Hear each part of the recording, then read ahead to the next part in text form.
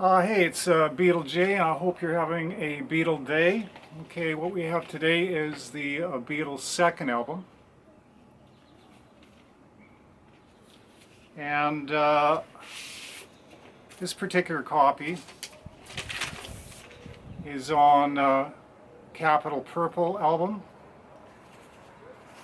Now, the Beatles' second album was basically meant for the USA market. In Canada, it was released under a different title called Long Tall Sally. The track listing is slightly different.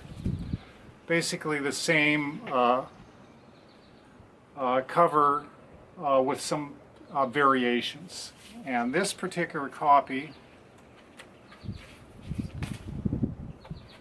Capitol Orange, which puts it around, I believe, early 70s.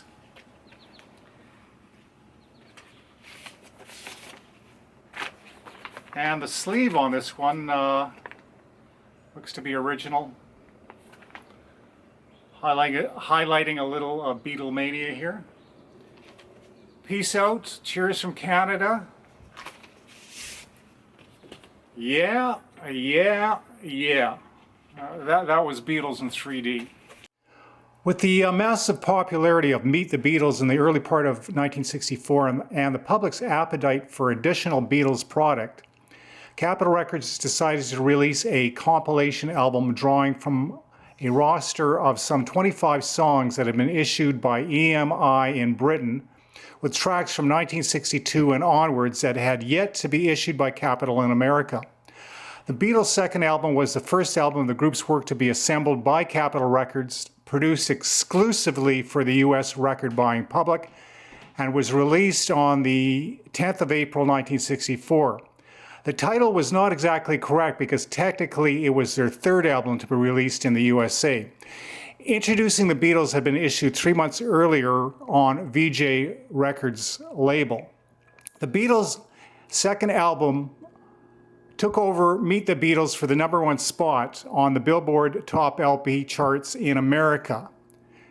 Capitol's engineers, on the direction of record executive Dave Dexter Jr., added considerable echo and reverb to the songs in the album to give the material the sound of a live performance. The inclusion of Thank You Girl would be the only stereo version of the song released on any album in the USA or UK for over 40 years until recent remastering and reissues of the Beatles catalog.